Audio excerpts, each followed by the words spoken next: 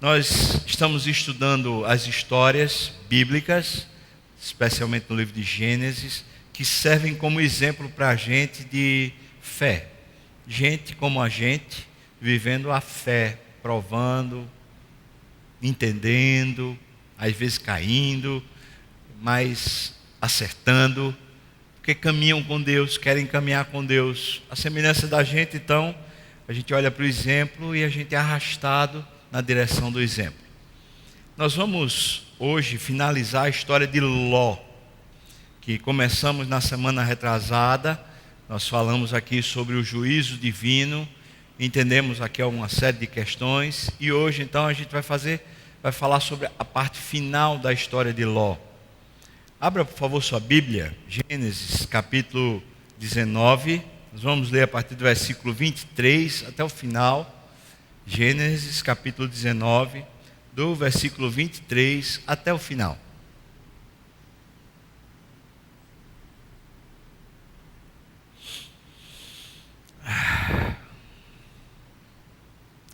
Gênesis 19, a partir do 23 até o final. Saía o sol sobre a terra quando Ló entrou em Zoar. Então fez o Senhor chover enxofre e fogo da parte do Senhor sobre Sodoma e Gomorra, e subverteu aquelas cidades e toda a campina e todos os moradores das cidades e o que nascia na terra.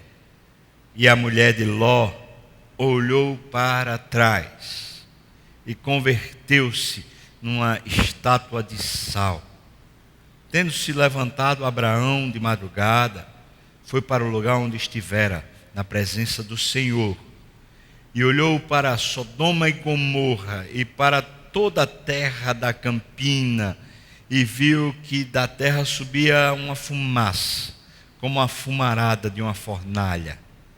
Ao tempo que destruía as cidades da campina, lembrou-se Deus de Abraão, e tirou a Ló do meio das ruínas, quando subverteu as cidades em que Ló habitara.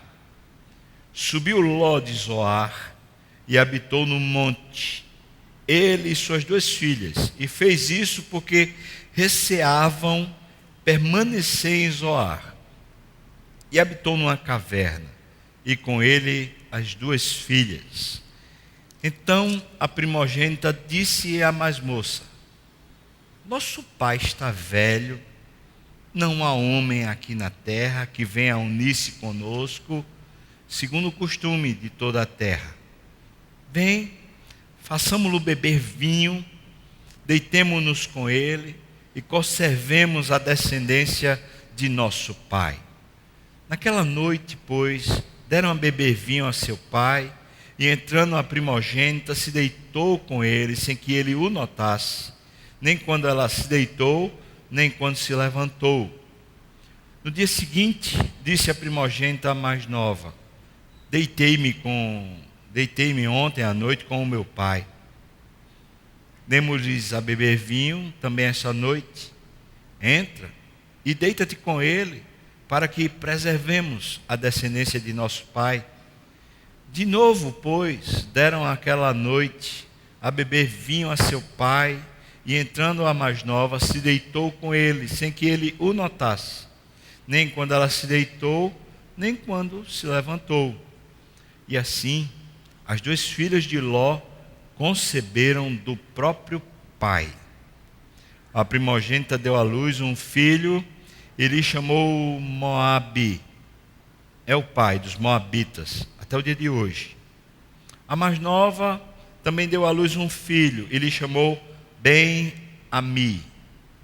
É o pai dos filhos de Amon, até ao dia de hoje. Ó Deus, mais uma vez eu peço que, esquadrinhando a tua palavra, lendo com atenção, o Senhor se faça presente para que da mera letra além a gente possa ver o Senhor. E enxergando na letra, na palavra e no texto, caminhos, solução, graça, presença, poder do Senhor.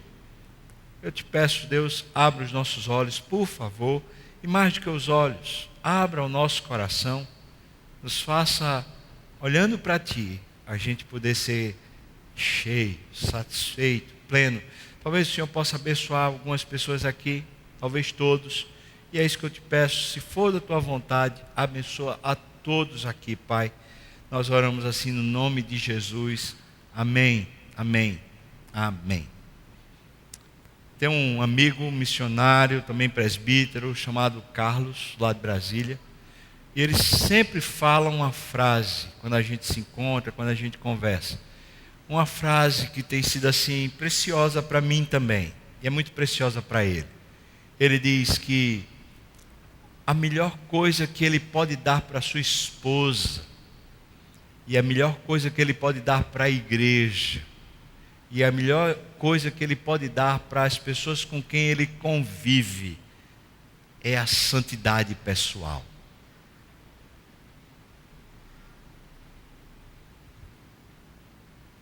A melhor coisa que eu posso dar para minha esposa, a melhor coisa que eu posso dar para a igreja, a melhor coisa que eu posso dar para os meus amigos, é a minha santidade pessoal, é a minha vida com Deus, é a minha obediência ao Senhor, é o meu prazer na presença do Senhor, é o quanto Deus está em mim, o quanto eu vivo com Deus, o quanto eu desfruto da presença de Deus, porque de fato a melhor coisa que a gente pode dar para alguém é Deus. Não a nossa presença em si, não os nossos cuidados, não a nossa maneira de agir ou de pensar, mas Deus. E para darmos Deus, para podermos transmitir Deus aos outros, a gente precisa de Deus na vida da gente. É isso que a gente precisa, talvez é isso que a gente precisa mais do que todas as coisas. Essa história de Ló, ela dava uma manchete de jornal, ainda hoje, escandalosa, ainda hoje. O tempo da gente assim tão liberal, parece que tudo hoje é permitido, a moralidade está com uma flexibilidade assim imensa, parece que não tem problema não, qualquer coisa, qualquer tipo de torpeza, é como se a gente estivesse sendo doutrinado para considerar que tudo é normal. Isso não tem nada demais, não tem problema não. Mas se saísse no jornal que o filho do pastor, sei lá que pastor, bota aí qualquer nome, só não bota o meu, por favor, tá? Mas o filho do pastor, né, possuiu as suas 2 filhas. Imagina, porque Ló é como se fosse o filho lá de Abraão, lembra disso? E Abraão é o pastorzão da história toda aqui. Aí imagina a manchete: filho do pastor possui suas 2 filhas. Elas ficam grávidas do seu pai. Meu Deus! Isso era coisa para sair no Jornal Nacional, aquela coisa assim, aquela manchete para difamar mesmo Deus, para falar mesmo mal do Evangelho, das pessoas que fazem parte da igreja, para pôr em descrédito a imagem de Deus. Mas parece que Deus sabe como usar tragédias, parece que Deus sabe como usar a notícia ruim, o tempo mau, a queda, a crise, a bronca. Parece que Deus sabe como usar isso para instruir, para edificar e para abençoar o povo de Deus. É por isso que a Bíblia vem e conta uma história dessa. Porque, irmão, pensa aqui comigo só um pouquinho. Talvez essa parte da história não precisasse estar escrita. Para quê? Contava lá da destruição de Sodoma e Gomorra e ponto final. Ponto final. Mas não.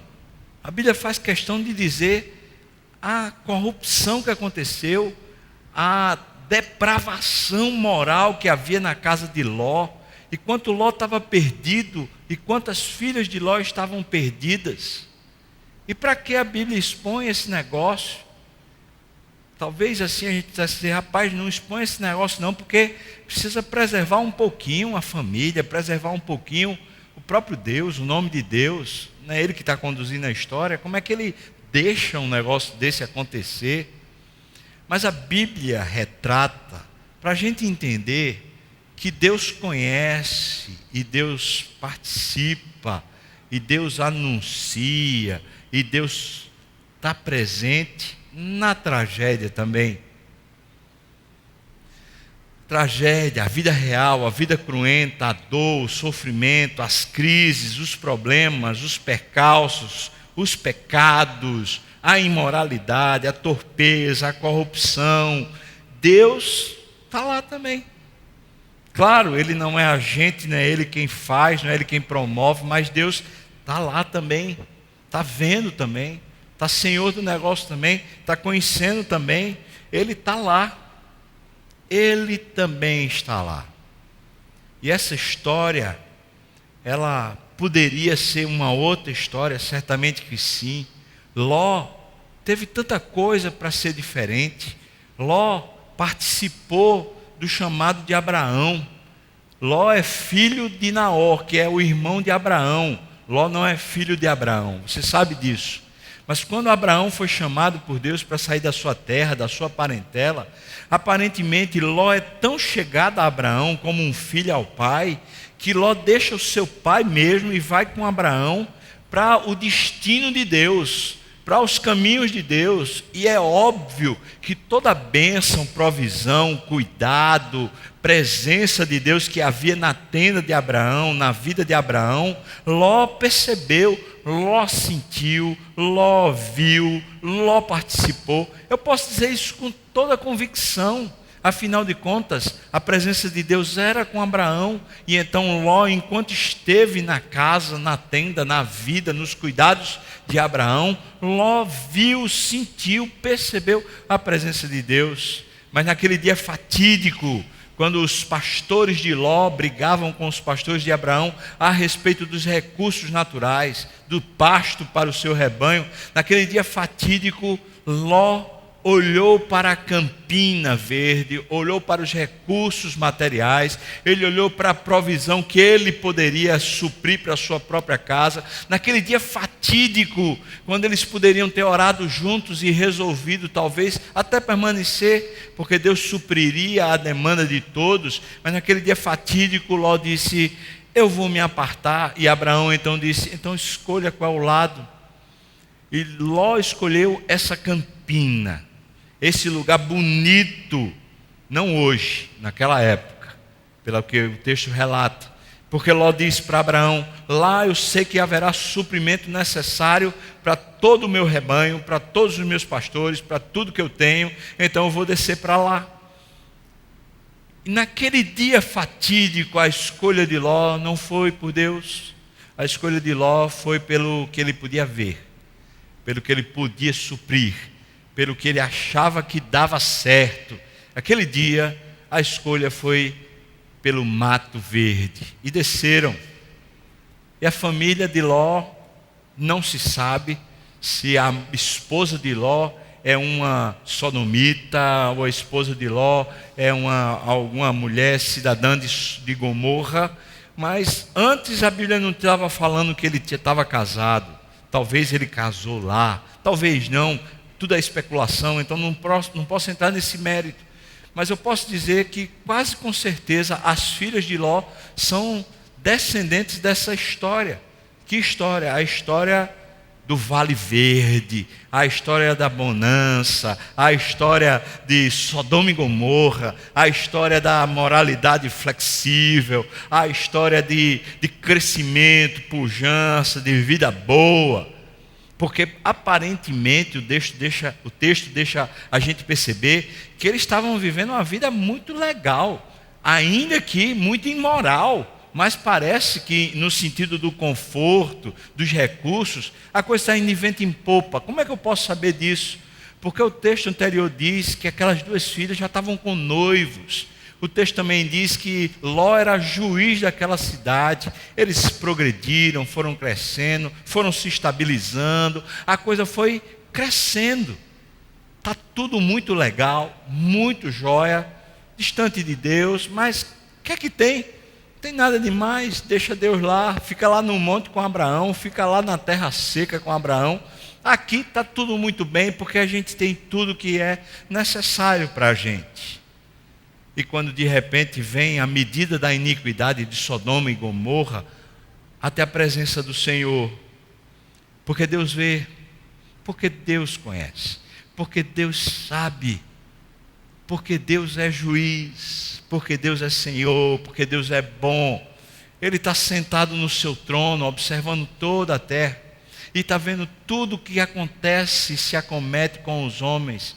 E a medida da iniquidade, que é expressa na Bíblia, esse termo, parece que traduz mais ou menos como um cheiro, que vai subindo, subindo, subindo, e de repente chega às narinas de Deus. E quando é insuportável o odor da iniquidade humana, parece que Deus tem que se mover em direção ao juízo. Mas antes de se mover em direção ao juízo, Deus dá advertências. Deus diz que não precisa ser assim, que não deve ser assim. Deus revela a sua graça, revela a sua presença, dá novas propostas, admoesta, adverte, abençoa. Vamos parar com isso, vamos deixar disso, sai disso, não participa daquilo, para, pensa, repensa, analisa, volta, deixa, para. Mas a iniquidade é gostosa. E parece que é como se fosse laços de iniquidade. Parece que são grilhões, mordaças, prisões. E são aquele tipo de prisão que a gente se deleita, quase que dizendo assim, me prende mais, que eu estou precisada disso mesmo. Ló não ouve, não se apercebe. Ele sai corrido da cidade. Os sinais anteriores da prostituição, da iniquidade, da devassidão, da podridão moral daquela cidade, parece que nunca mexeram com Ló. Até que os anjos chegam e dizem assim, Deus vai destruir esse negócio, porque chegou a medida, chegou o ponto que Deus não suporta mais. E então ele tem que sair dali correndo. Os possíveis genros que ele teria, parece que não dão cabo, não conhecem, não entendem. E ele, foge. Sua mulher está com ele. Suas 2 filhas também estão. O núcleo familiar, aquele pequeno núcleo, sem recursos, deixando toda a história para trás, deixando todo o status quo para trás, deixando todos os provimentos para trás, deixando tudo para trás. Eles têm que correr. É literalmente correr, porque o texto diz que os anjos enxotaram Ló. Vai, rapaz, está lento, bora, corre, porque vai chegar sobre você essa destruição. E o texto diz que eles vão até Zoar. Mas em Zoar, a pedido do próprio Ló, ele disse assim, eu não quero ficar numa caverna, eu quero ficar em Zoar, porque é uma cidade mesmo pequena, mas pelo menos uma cidade. Deus diz, vai para Zoar. Mas diz que eles se sentiram inseguros em Zoar. E alguns exegetas e até alguns comentaristas falam assim, é provável que ele tenha se sentido inseguro, porque o pessoal de Zoar devem ter feito a seguinte leitura. Esse cara foi o motivo da destruição de Sodoma e Gomorra. Alguém que está perseguindo esse cara lá no céu, algum ser divino assim, tem alguma queixa com esse cara e destruiu Sodoma e Gomorra. E ele agora está aqui em Zoar, vai destruir a gente também. E por causa dessa superstição, esse tipo de pensamento totalmente equivocado a respeito de Deus, por causa desse tipo de cultura, Ló se sentiu tão incomodado e se sentiu assim tão investigado, tão sem privacidade, que ele disse, eu vou para a caverna e pega as suas 2 filhas. Por que só as suas 2 filhas? Porque a sua mulher tinha virado uma estátua de sal. Até hoje, quando a gente está em Israel, na estrada vizinha, a estrada paralela ao Mar Morto, em um determinado momento você vai encontrar uma escultura uma escultura feita pelo vento, feita pelos elementos naturais, que dá uma silhueta de mulher. E até hoje aquele lugar e aquela silhueta, aquela escultura natural é chamada pelos próprios israelitas de lá como sendo a mulher de Ló, a estátua de sal. É claro que aquela estátua lá não é a mulher de Ló, e é claro que aquilo também não é de sal. No entanto, a memória desse evento continua até hoje cravada, e parece que Deus mesmo esculpiu um negócio lá para que o povo da cidade e o povo de Israel lembrasse continuamente desse evento. A mulher de Ló não consegue se desvencilhar. A mulher de Ló está tão aprisionada que ela morre virando sal, seca por causa do sal. E então você vai encontrar o cenário mais terrível, talvez aquele momento de maior dor na história de Ló. Ele está só com suas 2 filhas, inseguro, perdeu tudo. Ele perdeu a esposa, ele perdeu os amigos, ele perdeu os recursos, saiu com a roupa do corpo, ele perdeu o status. Quem vai respeitar Ló? Quem vai chamar Ló de juiz? Ele perdeu tudo. E o que dizer das 2 filhas? Perdeu seus noivos, perderam o noivo, perderam a mãe, perderam tudo que elas estavam vivendo lá em Sodoma. Se a gente fosse contextualizar, faz de conta que Sodoma é uma história de hoje, do tempo de hoje. O que é que essas meninas deveriam estar fazendo em Sodoma? Talvez elas estivessem fazendo um curso universitário. Quem sabe estava fazendo lá aquele curso, estudaram tanto para passar. Talvez elas estivessem fazendo aquele concurso, ou então elas tivessem passado no concurso e agora elas estavam pensando em se casar, porque agora tem uma estabilidade financeira. Quem sabe elas estavam assim sonhando com o dia do casamento, quando elas iam entrar no altar de véu e grinalda, e os seus noivos chegariam e a receberiam nos seus braços e seriam felizes para sempre, cheias de expectativas, cheias de ânimo, como é muito natural e comum para jovens, sonhadoras, com a história nas suas mãos para ser vivida, plenamente vivida, e de repente um cataclisma, uma situação terrível se acomete sobre elas. Elas não têm nem tino para entender, elas não têm a mínima capacidade de discernir o que foi que aconteceu. Meu Deus! E quando olham para trás, elas veem a mãe, estátua de sal, perdida, morta, não tem mais mãe, não tem mais casa para morar, não tem mais futuro, não tem mais noivo, tem uma caverna. E não é só uma caverna, tem uma caverna com um pai que elas mesmas dizem: está velho, ele está velho. Que futuro podia se esperar? Que sentimentos haveria de se encontrar dentro daquela caverna? Eu imagino que aquela caverna era um poço de depressão. Talvez Ló tivesse ali o tempo todo a lamentar e a chorar e a esbravejar contra a vida, e quem sabe o que é que se passava no coração de Ló, mas certamente havia muita tristeza. O que é que se passava no coração dessas 2 meninas? Na flor da idade, um caos se abateu sobre elas, elas estão perdidas, dilaceradas, sofridas. O que esperar do coração delas? É muito fácil a gente olhar para a história e chegar e apontar o dedo e dizer assim, isso aqui e tal, e acusar. E eu posso dizer para vocês, irmãos, é pecado. O que elas fizeram é uma torpeza imensa, uma iniquidade terrível. Elas não têm justificativa para embriagar seu pai, mas embriagá-lo tanto ao ponto dele ficar sem dar acordo de si. Ele não tem nem senso, ele não sabe nem o que é o dia, nem a noite, nem nada.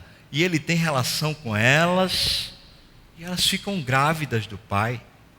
Talvez Ló, tão depressivo que esteja, seja aquele que agora é dado ao vinho.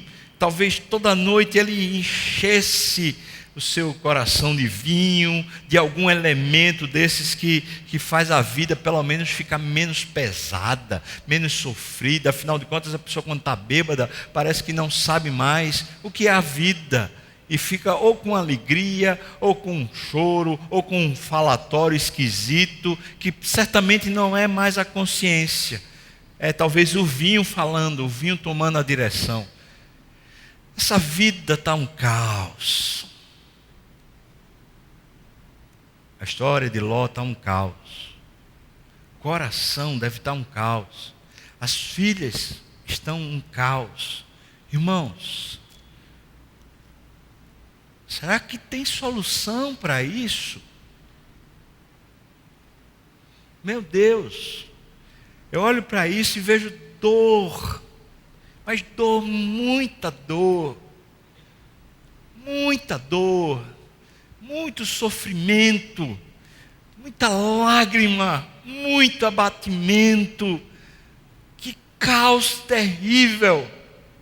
E quando olho para isso, eu fico pensando naquelas famílias que estão atravessando lá o mar Mediterrâneo, atravessando as fronteiras lá da Europa, em busca de alguma direção de vida, porque estão sofrendo tanto nos seus países.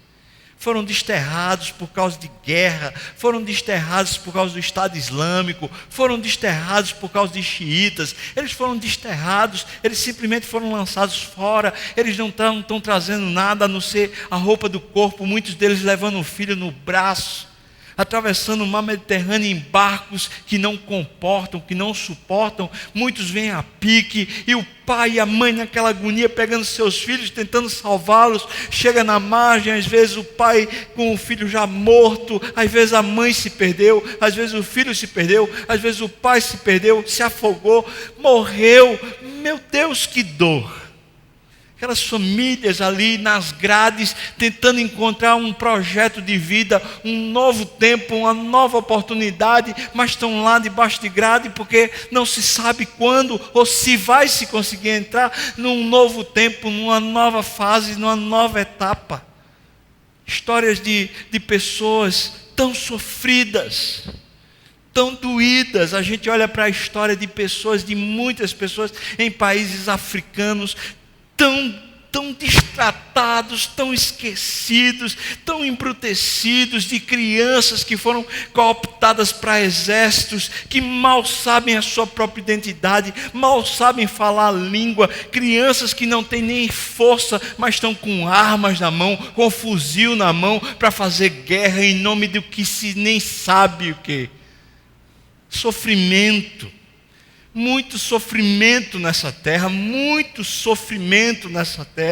e quando a gente compara talvez o sofrimento da gente, de um aperto financeiro, ou talvez uma desestrutura familiar, uma briga, uma rixa que a gente está tendo com o marido, com a esposa, com o filho, talvez assim, uma perseguição de um empregador, de um chefe que vem contra a gente, ou então as notícias de corrupção que a gente ouve em Brasília, de alguém que fala, foi assim, foi assado, de um decreto, de uma voz, de um CPMF, ou sei lá o que, a gente fica lá assim, todo se sentindo, mas há tanta tragédia muito, muito maior do que aqui vivemos.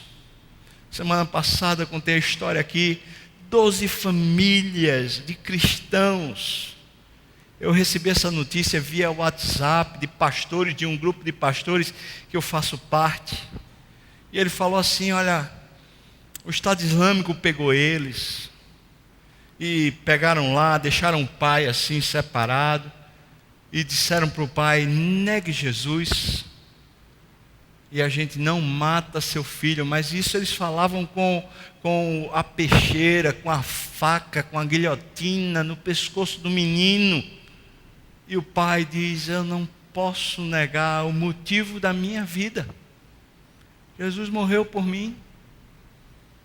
A minha vida está nele, eu não posso negar. E ver o seu filho sendo cortado a sua cabeça na sua frente. E vem e pega o outro filho pelos cabelos e põe de novo a faca no pescoço e diz: negue Jesus, senão seu outro filho vai morrer. E o pai diz: eu não posso negar o motivo do meu amor, é a razão da minha vida. E então o seu segundo filho é morto e a sua esposa é morta. E depois ele mesmo é morto porque não pode negar Jesus Cristo como seu Senhor. Eu olho para isso e falo: meu Deus, eu não estou sofrendo. Meu Deus, há dores, há lutas, há tristezas, há crises imensamente maiores do que as que eu vivo. E talvez eu possa dizer que essa crise de Ló, essa crise das filhas de Ló, é tão maior do que as nossas.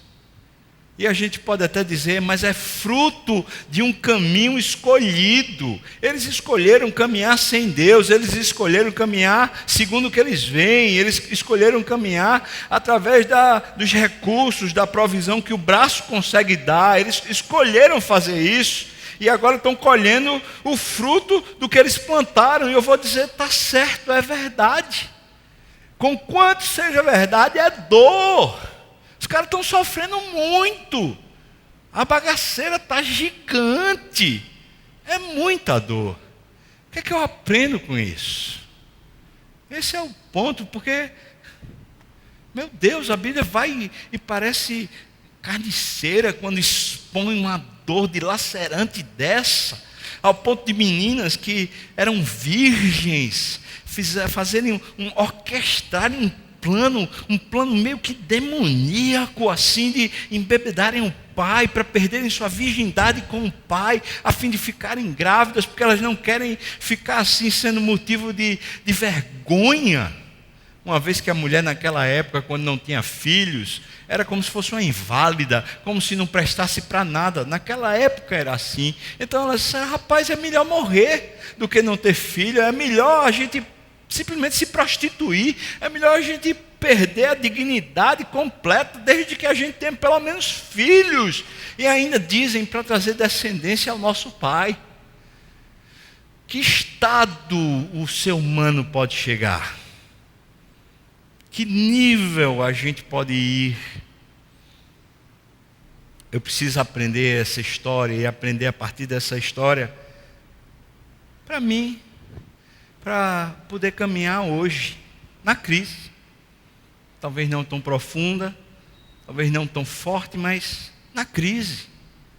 Que crise, pastor? Você sabe, a financeira, tá, a econômica, a política, tá, mas vamos parar disso só. Tanta crise, irmão. Famílias que estão assim, se quebrando. Tanta crise. Pessoas que estavam caminhando com Deus e que de repente deixam a fé, começam a questionar. Tanta crise de pessoas que estão sós, talvez assim, sem casar, ou sem ter uma perspectiva, e estão sentindo dor da solidão, estão sentindo a insegurança de dizer: será que Deus não reservou ninguém para mim? Tanta crise de repente assim: será que a minha história vai ser sempre um fracasso, porque até hoje parece que nada deu certo, tanta bronca, eu sempre fui espizinhado, humilhado, e a pessoa que tem uma autoestima lá embaixo, se sentindo assim, a pior de todos os seres humanos. Crise, gente com dor mesmo, que está dilacerado, que parece que a vida está tirando as suas energias, de notícias ruins que todo dia sobressaltam o nosso coração, de comerciantes que estão dizendo: rapaz, eu faço as contas, mas não tem jeito, eu tenho que fechar meu estabelecimento, de um projeto de vida, de anos de sacrifício, de luta, de conquista, mas agora eu não consigo mais pagar as contas, eu não consigo, não tem previsão, não tem prognóstico, não tem perspectiva. de um pai de família que recebeu a notícia que está demitido e não sabe como vai pôr o pão na mesa, não sabe como vai pagar a escolaridade dos filhos, não sabe como pagar uma conta, não sabe como pagar um negócio. Dor,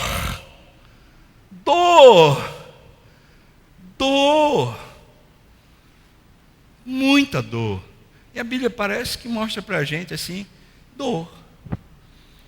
E quando eu olho para essa história, eu aprendo uma lição, ou pelo menos, eu vou falar assim, eu tento aprender uma lição assim que pode sim me abençoar na crise, que talvez Ló podia ter aprendido, que talvez as filhas de Ló podiam ter aprendido.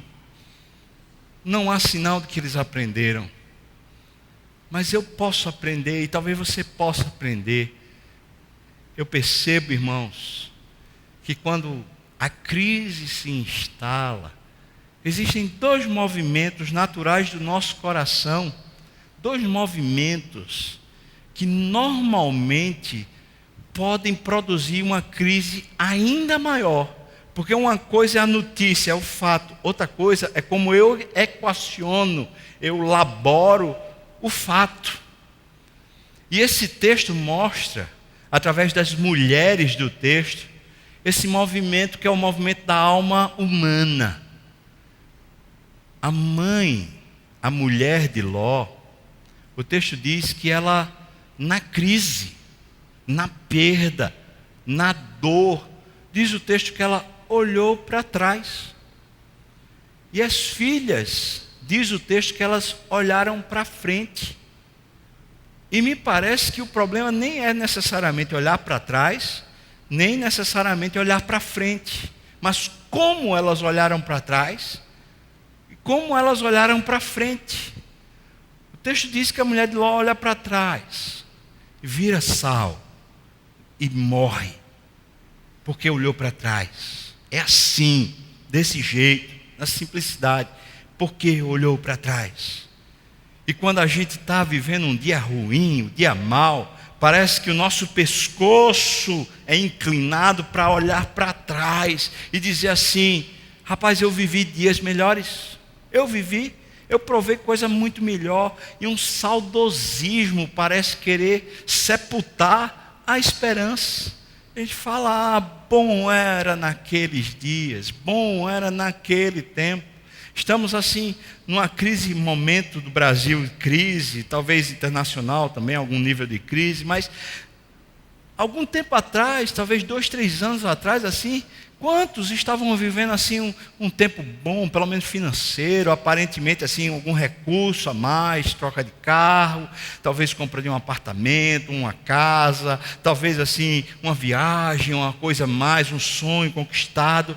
Parece que o Brasil está vivendo outro momento, e naquele outro momento, agora que a gente está vivendo uma crise, a gente olha para trás e fala: rapaz, bom, era ali do jeito que estava, quando eu podia fazer isso, quando eu podia comprar aquilo.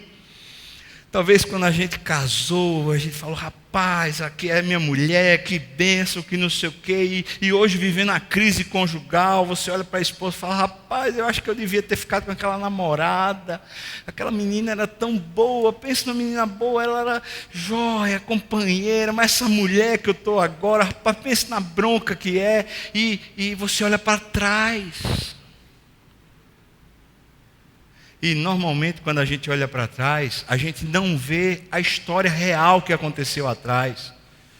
Um escritor fala assim que nós pomos lentes nos fatos históricos. Nós pomos nos nossos fatos históricos aquilo que nos agradou, aquele momento que a gente achou que era bom para nós. Normalmente a gente põe uma lente do tipo assim, bom. E a gente quase que só consegue ver naquele fato lá daquela época as coisas boas. Se a gente conversar com outra pessoa que viveu conosco aquela mesma fase, e talvez para ela não foi tão boa, a pessoa vai dizer: rapaz, não foi tão boa assim não. Olha, tinha aquilo, tinha aquele problema, tinha aquilo outro, mas parece que a gente exclui daquela época passada as dores, o sofrimento, porque para a gente aquilo está marcado como sendo assim, bom, foi bom demais, pense num tempo bom.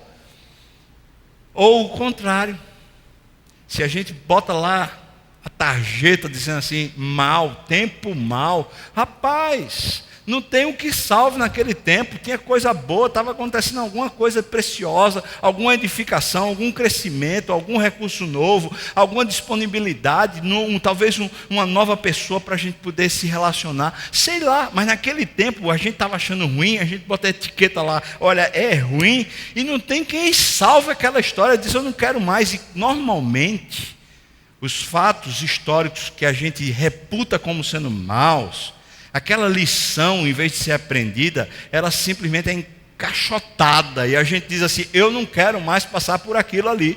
Eu não quero mais. E a gente se protege. E aquilo que deveria ser para a gente, assim, talvez um levantar, um motivar e até promover na gente mais história, parece ser para a gente assim um ponto de a gente viver se frustrando, se cortando, se podando, dizendo assim, não dá para viver de novo aquela situação. A gente é assim.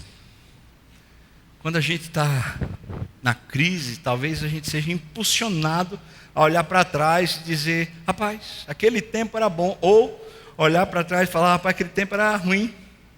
O fato é que quando a gente olha para trás sem Deus, a nossa tendência é ou a gente se tornar aos nossos próprios olhos o grande herói, o grande vitorioso, esse cara sou eu, ou se a gente olhar para trás e ver um bocado de insucesso e fracasso, a gente dizer, rapaz, eu não presto para nada, eu sou a pior pessoa desse mundo. Quando a gente olha para a história passada com saudosismo, ou mesmo com desmérito, a partir da ótica da gente mesmo, sem Deus na nossa história, talvez a gente fique orgulhoso. Imagina a história de uma pessoa que saiu ali de uma favela. Por exemplo, eu estava estudando com um pastor agora, lá em São Paulo, que esse pastor é do Rio de Janeiro, e ele me contou a história dele. Ele falou assim, olha, meu pai abandonou a minha mãe, lá em João Pessoa. Quando minha mãe ficou sem nada, não tinha dinheiro nem para aluguel, a gente não tinha nada, tinha roupa do corpo, mamãe resolveu vir para o Rio de Janeiro e me trouxe junto. Eu fui para o Rio de Janeiro e lá no Rio de Janeiro a gente foi morar na favela, de favor, e quem dava o favor para a gente morar na favela era o dono do tráfico, o chefe do tráfico na favela. Eu fui criado assim, ele falando a história dele. Hoje em dia ele é pastor da igreja de Ipanema. Pastor da igreja de Ipanema, ele estava falando assim, a minha história é a história de um favelado, de uma pessoa que estava assim, foi criado junto das drogas, mas Deus, sendo rico e por causa da sua grande misericórdia, e por causa do amor com que me amou, ele me converteu. Mas talvez ele pudesse pensar assim, sem Deus, ele pudesse pensar assim, rapaz, eu me esforcei demais, eu era um favelado, era um cara ali no morro, eu podia ter me pervertido, eu podia ter me drogado, eu podia ter ido pelo descaminho, mas não, eu resolvi perseverar, eu resolvi estudar, eu resolvi investir, eu resolvi me esforçar, eu me dediquei, depois eu fui para um seminário, eu me dediquei, eu me esforcei, eu me tornei competente, eu fiz isso, eu fiz aquilo, até que eu me tornei pastor da igreja de Ipanema. Sem Deus, a história dele seria a história de um vencedor, na própria força, na capacidade. Ele contaria a história como sendo, esse cara sou eu. Só que quando a gente faz isso, a Bíblia diz que o orgulho, a soberba, precede a ruína. A Bíblia diz que é muito melhor você habitar só, do que você habitar com um homem orgulhoso, com uma mulher orgulhosa. Normalmente pessoas orgulhosas, jactanciosas, presunçosas, que olham para a sua história atrás e não conseguem ver Deus, apenas conseguem ver a sua competência, o seu brilhantismo, o quanto é vencedor. Normalmente essas pessoas são difíceis, não são boas de relacionamento, não são boas de interagir, não são boas porque elas não veem Deus, elas veem apenas elas mesmas, quanto elas são vitoriosas. Mas por outro lado pode ser um exemplo inverso. Talvez Alguém que olha para trás e fala assim: eu tive tanta oportunidade, eu nasci numa casa boa, meu pai e minha mãe me criaram, me educaram, rapaz, quiseram investir em mim, queriam que eu fizesse bons cursos, me deram oportunidade para estudar fora, eu joguei tudo por água abaixo, eu fui negligente, eu fui irresponsável, rapaz, eu fui estragando a minha vida, está aqui, eu sou um fracasso ambulante, sou uma pessoa negligente, e você talvez olhe para você e fale assim: rapaz, eu não mereço nem viver, porque não tem Deus, porque é a história do mérito, porque é a história da conquista pessoal, e aí usa simplesmente os critérios do mundo para avaliar a si mesmo. A mulher de Ló está olhando para trás e está virando estátua de sal, porque ela não tem Deus. Ela olha para trás porque ela não tem Deus. Mas a Bíblia ensina a gente a olhar para trás. Lá em Ageu, quando eles precisavam reconstruir o templo, a Bíblia diz que aqueles homens que começaram a reconstruir o templo, eles olharam para o alicerce do templo e viram o tamanho do alicerce menor do que era o templo anterior que tinha sido destruído. E eles começaram a lamentar, os homens mais idosos, aqueles mais experientes, começaram a dizer: ah, vai ser pequeno demais, ah, que pobreza, aquele tempo era que era o tempo, aquele tempo que era o tempo, aquele tempo que era bom. E a Bíblia diz que Ageu foi levantado por Deus, e pelo menos 2 vezes ele falou para a nação, e falou para aqueles homens que estavam lamentando a história, ele diz: considerai o vosso passado. Deus estava lá. Considerai o vosso passado. Deus guiou vocês. Se você abrir a sua Bíblia em 1 Coríntios capítulo 10, você vai encontrar Paulo usando esse argumento. Considere o passado, Israel. Considere o passado, gentil. Você que foi tirado do império das trevas e foi transportado por braço forte e mão de Deus para o reino do Filho do seu amor, no qual você tem redenção, a remissão dos pecados. Considere a sua história à luz de Deus. No passado, quem foi fiel com você? No passado, enquanto você se embrenhava na torpeza, enquanto você perdia o passo, ou enquanto você se esforçava e se dedicava numa meta, quem fez a sua mente brilhar? Quem fez você ressaltar? Quem fez você continuar? Quem fez você não se matar? Quem esteve ao seu lado e lhe abençoou? Considere o passado. Deus estava lá, Deus conosco, Emmanuel, presente, Ele estava lá, fiel, providente, dando o que era necessário a cada dia, e nenhum dia veio a faltar. Fidelidade extrema, presença extrema, poder excelente, o Deus real estava lá. Olha o passado. Lá no Retiro dos Homens, um homem contou uma história lá que eu achei tão legal.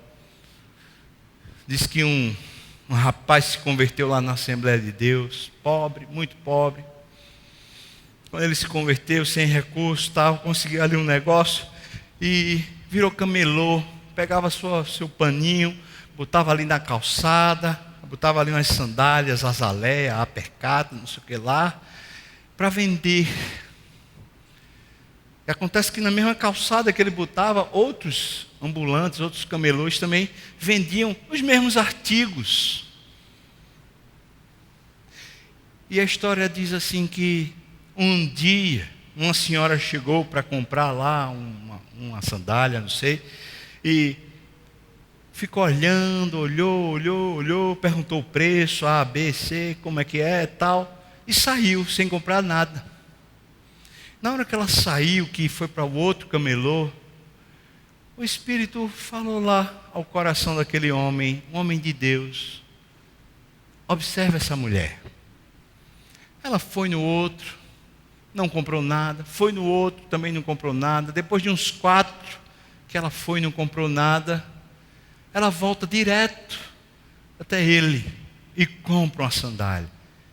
E Deus disse para ele naquela hora: assim como eu fiz com a mulher, eu vou fazer com muitos outros.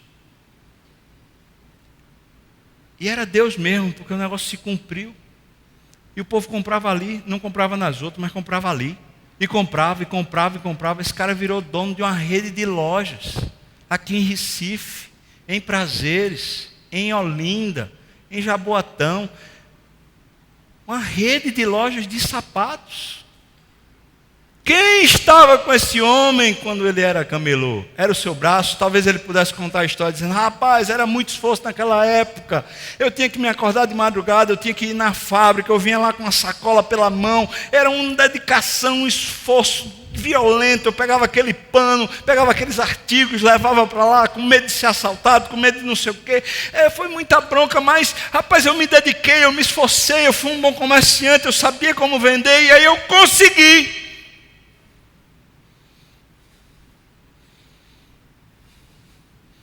Mas a história que ele conta é: Deus falou para mim, eu vou. Deus estava lá atrás. Ou não estava, irmão? Na sua história, foi Deus ou não foi? O tempo todo Deus está na nossa história, nos lembrando. Por isso, você pode até tirar as etiquetas: aquilo foi bom, aquilo foi ruim, porque a gente precisa de Deus para interpretar a nossa história. A gente não precisa das nossas emoções necessariamente, mas a gente precisa de Deus. E quando a gente olhar e disser: rapaz, aquilo foi tão bom, a gente pode dizer: veja como Deus era fiel. Naquela época que eu talvez estivesse com a cabeça virada, naquela época que talvez meu coração estivesse assim tão perdido, Deus me alegrou, Deus me visitou, Deus me surpreendeu. E talvez aquela outra fase que você botar a etiqueta ruim, você possa olhar e dizer: veja como Deus era fiel, Ele estava me tratando, Ele estava me preservando, Ele estava me impedindo, Ele estava comigo sendo fiel. Porque quando a gente põe Deus na história, a história é a história de Deus com a gente, não é a história da gente só. É as filhas de Ló. As filhas de Ló olham para o futuro. E quando elas olham para o futuro, o que é que elas veem? Medo. Rapaz, não vai ter os recursos. Nem homem tem. Está numa caverna. O dia de amanhã vai ser pior do que o de hoje. A gente vai ficar envelhecendo, a gente vai perder a capacidade até de ter filho. Vai ser uma desgraça. O que é que vai acontecer amanhã? Aí vem lá a notícia: 2016 pior do que 2015. 2017 talvez a coisa comece a solucionar. Peraí. Alô? Será que a gente está numa caverna como as filhas de Ló, cuja história que a gente consegue contemplar, o horizonte máximo que a gente consegue contemplar é a ausência de Deus? De um Deus que parece que não vai participar amanhã da história? De um Deus que talvez diga: rapaz, amanhã estou fora. Ou é isso? Será que Deus não vai providenciar o marido necessário? Será que Deus não vai providenciar o suprimento necessário? Será que Deus não vai providenciar a saúde emocional necessária? Será que Deus não vai providenciar o cuidado necessário, o amor necessário, a vida necessária? Será que não? Porque no amanhã eu posso garantir: Deus estará lá. Ele está lá, assim como Ele esteve no passado. Mas a filha de Ló não foi acostumada a ver a história através de Deus. Ela foi acostumada a ver a história através do sucesso, através do jeitinho, através das manobras que ela, seu pai, sua mãe podiam fazer. É por isso que as filhas de Ló, em desespero e agonia, num vacilo tão grande na alma, elas pegam, entorpecem o pai com bebida, cometem torpeza, iniquidade, abandonam a equação principal, largam, porque no presente, quando no passado a gente não vê Deus e no futuro não há Deus, o presente é: eu me resolvo por mim mesmo. Eu vou dar conta, eu vou fazer, eu vou acontecer, eu me esforço, eu me esgano, eu consigo, nem que eu tenha que entorpecer meu pai, me deitar com meu pai para ficar grávido do meu pai. Porque no passado sem Deus, no futuro sem Deus, o presente é seco. Seco. E o que é que elas têm para oferecer, coitada? Nada, porque não dá para olhar Deus no passado, porque elas não se acostumaram a ver Deus. E não dá para olhar Deus no futuro, porque parece que Deus nunca foi o ponto-chave na vida de Ló, nem na vida delas, e ao que parece, nem na vida da mãe delas. Então talvez essas meninas só tenham isso para oferecer. E elas oferecem ao mundo 2 nações, para você ver como Deus é fiel. Deus tinha dito que Abraão seria pai de numerosas nações. E parece que da descendência de Abraão, ainda que meio de revestrez, Ló termina se tornando pai de 2 nações dentro de uma caverna. Moabe, os moabitas. Ben-Ami, os filhos de Amon, os amonitas.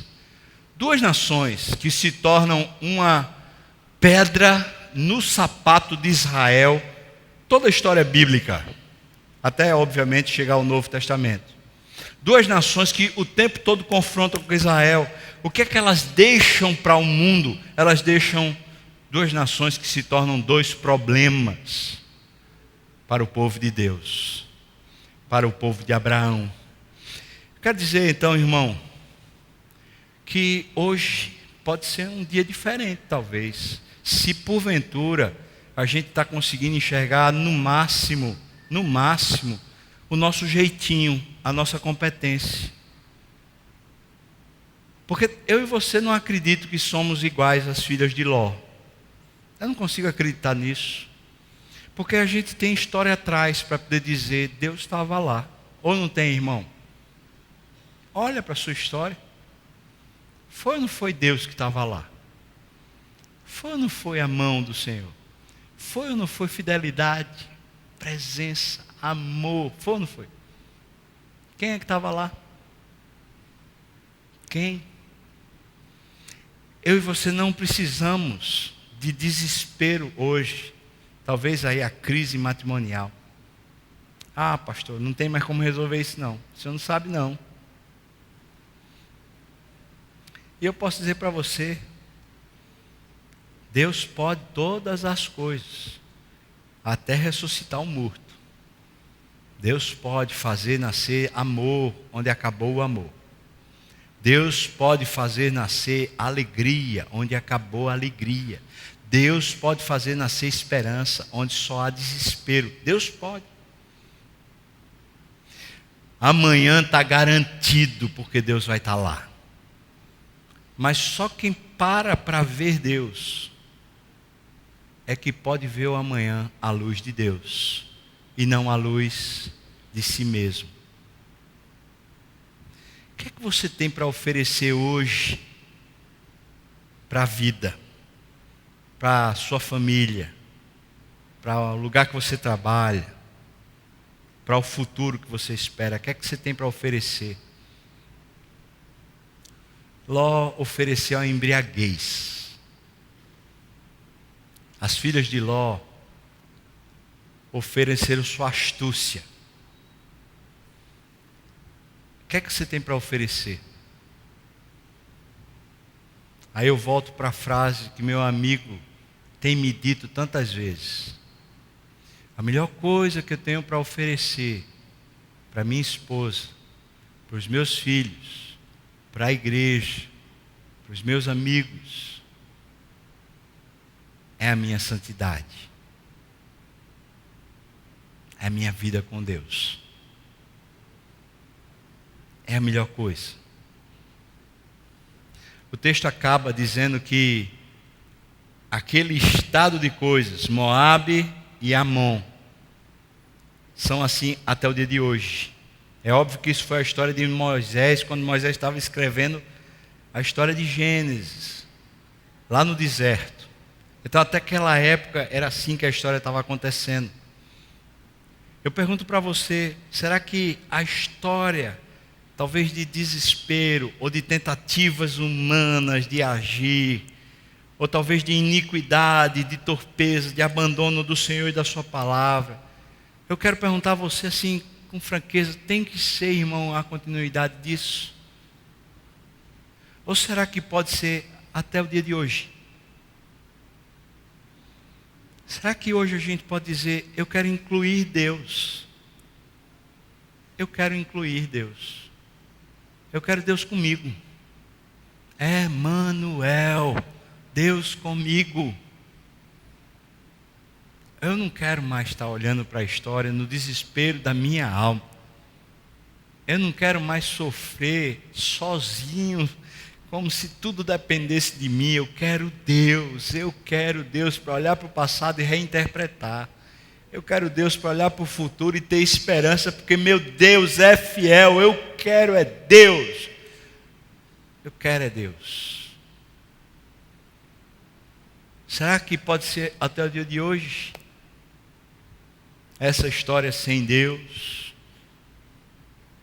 ainda que com tradição, ainda que com pais, crentes, ainda que com sei lá o que lá atrás. Mas será que pode ser essa história de tristeza, sofreguidão, caos, sem Deus? Será que pode ser até ao dia de hoje? Hoje acaba e a gente volta para Deus? A gente busca a Deus, a gente deixa Deus controlar, se assenhorar, nos guardar. Vamos orar, irmão. Queria convidar o grupo do louvor para vir para cá, ficar aqui, nos dirigir. Eu queria convidar você a ficar de pé, vamos todos ficar de pé e vamos orar. Porque quem sabe pode ser até hoje, até ao dia de hoje. Hoje, ó Senhor, eu peço aqui pelos meus irmãos a tua bênção, por mim também, para que a nossa alma refresque no Senhor, se alegre no Senhor, abrace o Senhor, creia no Senhor, viva com o Senhor. Deus, dá-nos de novo a santidade, dá-nos de novo a alegria da salvação. Dá-nos de novo a esperança baseado no Senhor e não nos prognósticos. Dá-nos de novo, Senhor Deus, intrepidez, ousadia, alegria. De novo uma convivência pacífica dentro de casa. De novo a convivência amorosa com os amigos. De novo, Senhor, vida piedosa no altar. Dá-nos, Senhor, eu te peço. Senhor, vem para essa história, por favor. Vem, Emmanuel, Deus conosco, toma conta, refaz. Ó Deus, eu peço que o Senhor nos encontre aqui, nessa jornada, nesse encontro de hoje aqui. Nos abençoa, Senhor, guarda os nossos pés da queda. Faz a tua vontade, Deus, na nossa vida, assim na terra, como o Senhor faz lá no céu. Senhor, o pão nosso de cada dia, nos dá, por favor, hoje, já é suficiente. Guarda-nos, Senhor Deus, guarda-nos para que a gente santifique o teu nome. Ó Deus, deixa a gente ficar livre de mágoas, por favor. Liberta-nos de ressentimentos, das amarguras, perdoando a quem nos ofendeu. Senhor, teu é o reino, teu é o poder, tua é a glória, não hoje apenas, Senhor, mas sempre, de geração em geração é a tua fidelidade. Nós oramos no nome de Jesus. Amém.